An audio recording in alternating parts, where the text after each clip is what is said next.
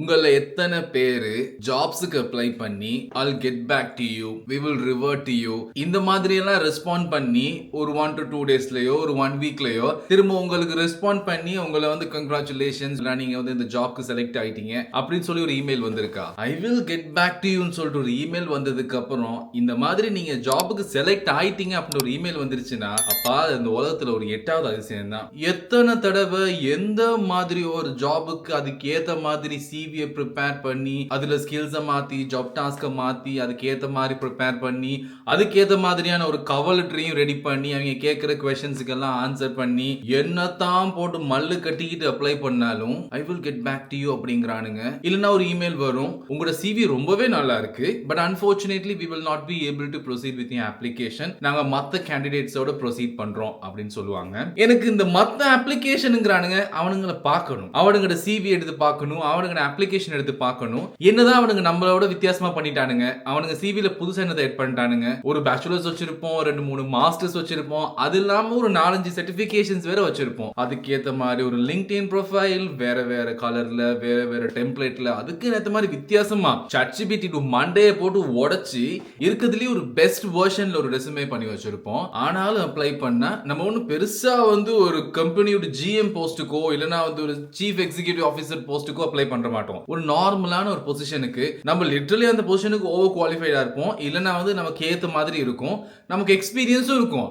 அப்பையும் கூட நம்ம சிபிஐ இவங்க வாசிக்கிறாங்களா, நம்மளோட கவர் லெட்டர் எல்லாம் இவங்க கோ த்ரூ பண்றாங்களான்னு எனக்கு ஒரு டவுட்டா தான் இருக்கு. எதை அப்ளை பண்ணாலும் உடனே ஒரு இமெயில் வந்துடுது, அதுவும் நோ ரீப்ளை இமெயில் அனுப்பிடுறானுங்க. நமக்கு திரும்ப அதுக்கு ரெஸ்பாண்ட் பண்ணவும் இயலாது, பதிலுக்கு எது கேட்கவும் இயலாது. I will get back to யூங்கிறானுங்க, ரிவர்ட் யூங்கிறானுங்க, அதோட அப்படியே காணாம போயிடுறானுங்க. அவா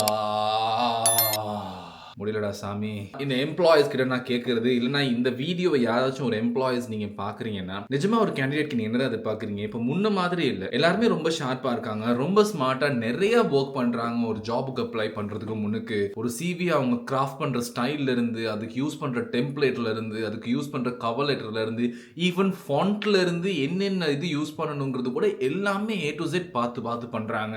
அதுக்கு என்னென்ன ரிக்வயர்ட் ஸ்கில்ஸ் தேவை, வேற என்ன அடிஷனல் இன்ஃபர்மேஷன் தேவை, அதெல்லாம் ப்ரிப்பேர்டா வச்சுக்கிட்டு தான் அப்ளை பண்றாங்க. அண்ட் ஸ்டில் இந்த எம்ப்ளாயிஸ் வந்து மேபி ஏதாச்சும் ஒரு ஏஐ அப்ளிகேஷன்ஸ் இல்லைன்னா வேற எதுவும் வெப்சைட்ஸ் யூஸ் பண்ணி இதெல்லாம் ஃபில்டர் அவுட் பண்றீங்களா, இல்லைன்னா வேற ஏதாச்சும் மெத்தட்ல, இல்லைன்னா உங்களுக்கு ஆல்ரெடி தெரிஞ்சவங்களை நீங்க ரெக்ரூட் பண்ணி இது சும்மா ஒரு ப்ரொசீஜர்ஸ்க்காக பண்றீங்களா, வெளியில உங்களுக்கு இவ்வளவு ரெக்ரூட்மெண்ட் இருக்கு அப்படிலாம் காட்டுறதுக்காக இப்படி பண்றீங்களா, உள்ள ஆல்ரெடி ரெக்ரூட் பண்ணிட்டீங்களா, அதெல்லாம் ஒண்ணுமே தெரியல. பட் ஆனா லிட்டரலி இந்த ஜாப்ஸ்க்கு அப்ளை பண்ற ஒவ்வொரு கேண்டிடேட்டும் ரொம்பவே பாவம். அந்த டைம்ல அவங்க கோ த்ரூ பண்ற அந்த மென்டல் பிரஷரை யோசிச்சு பாருங்களே. ஒரு ஜாப் எப்படியாவது கிடைச்சிராதா, பெரிய வேலைக்கெல்லாம் இருக்காது, சாதாரண ரொம்ப அடிப்படையான ஒரு வேலைக்கு கூட அவங்களோட ப்ரொஃபைல பார்க்கும்போது அப்படி இருக்கும், அந்த வேலையெல்லாம் அந்த மாதிரி செஞ்சிருப்பாங்க. பட் அவங்க ஒரு நார்மலான ஜாபுக்கு அப்ளை பண்ணுவாங்க. அதுக்கு நம்ம அப்ளை பண்ணா உடனே நோ ரிப்ளைல இருந்து ஒரு இமெயில் அனுப்பிடுறானுங்க, unfortunately we will not be able to proceed with the application சொல்லிட்டு. அப்ப என்ன தாண்டா அப்ளிகேஷன் நீங்க செலக்ட் பண்ணீங்க? சோ நெக்ஸ்ட் டைம் வந்து நீங்க வந்து செலக்ட் பண்ண அப்ளிகேஷன் ஒரு டெம்ப்ளேட் ஃபார்மை வந்து ஒரு கவர் லெட்டர் ஃபார்மை வந்து அதில் எட் பண்ணுங்க நோ ரிப்ளைல, இந்த மாதிரி டெம்ப்ளேட்ல இதுதான் நாங்க செலக்ட் பண்ணிருக்கோம், இந்த பொசிஷனுக்கு ரிக்வயர்ட் கேண்டிடேட் கிட்ட இதுதான் இருந்துச்சு, இதை தான் எதிர்பார்த்தோம், இவங்களை தான் நான் செலக்ட் பண்ணியிருக்கோம். அந்த மாதிரி ஏதாச்சும் ஒரு எக்ஸாம்பிள் டெம்ப்ளேட்டை நீங்க வந்து எட் பண்ணீங்கன்னா நெக்ஸ்ட் டைம் நம்ம பசங்க அதை பார்த்துட்டு அதுக்கு ஏற்ற மாதிரி இன்னும் கொஞ்சம் பெட்டரா ஒரு இம்ப்ரூவ் பண்ணுவாங்க. இல்லைனா மண்டையில் இருக்க அந்த ப்ரெஷராவது கொஞ்சம் குறையும். லிங்க்டினே வந்து இப்போ எப்படின்னா வந்து ப்ரீமியமாக தான் ப்ரொமோட் பண்ணுது. நீ ப்ரீமியம் யூஸ் பண்ணு, ரிக்ரூட்டர்ஸோட இந்த மாதிரி கன்வர்சேஷன்ஸ் வச்சுக்கலாம், டிரெக்டாக எப்படி அப்ளை பண்ணலாம், இந்த ஃபெசிலிட்டிஸ் இருக்கு, இந்த ஃபீச்சர்ஸ் இருக்கு அப்படின்னு. அப்படின்னா என்ன அர்த்தம்? நம்ம ப்ரொஃபைல் வந்து ஸ்ட்ராங்காக தான் இருக்கு, பட் ஆனால் நீ காசு கொடு உனக்கு நான் வேலை கொடுக்குறேன் அப்படிங்கிற மாதிரி தான் இருக்கானுங்க. ஒரு 4 வருஷம் பேச்சுலர்ஸ் படிச்சுட்டு அது இல்லாமல் ஒரு 2 வருஷம் இன்னொரு மாஸ்டர்ஸ் படிச்சுட்டு இன்னொரு 2 வருஷம் ஒரு MBA இன்னொரு ஸ்பெஷலைசேஷன் படிச்சுட்டு அது இல்லாமல் இன்னொரு 1-2 வருஷம் ஸ்பெண்ட் பண்ணுவோம் ஏதாச்சும் சர்டிஃபிகேஷன்ஸ் பண்ணுறதுக்கு. இதெல்லாத்தையும் பண்ணி வேலை மெனக்கெட்டு வந்து ஒரு ஜாபுக்கு அப்ளை பண்ணா நீங்கள் பண்ணுற அக்கப்போர் இருக்கேடா யபா. இந்த பிரச்சனைலாம் நான் மட்டும் தான் கோ த்ரூ பண்ணுறேன்னா இல்லை நீங்களும் கோ த்ரூ பண்ணியிருக்கீங்களான்ட்டு உங்களோட எக்ஸ்பீரியன்ஸ் எப்படிங்கிறது இந்த கமெண்ட்ஸில் கொடுங்க. இந்த வீடியோ பிடிச்சிருந்துச்சுன்னா சப்ஸ்கிரைப் பண்ணுங்கள் guys. See you.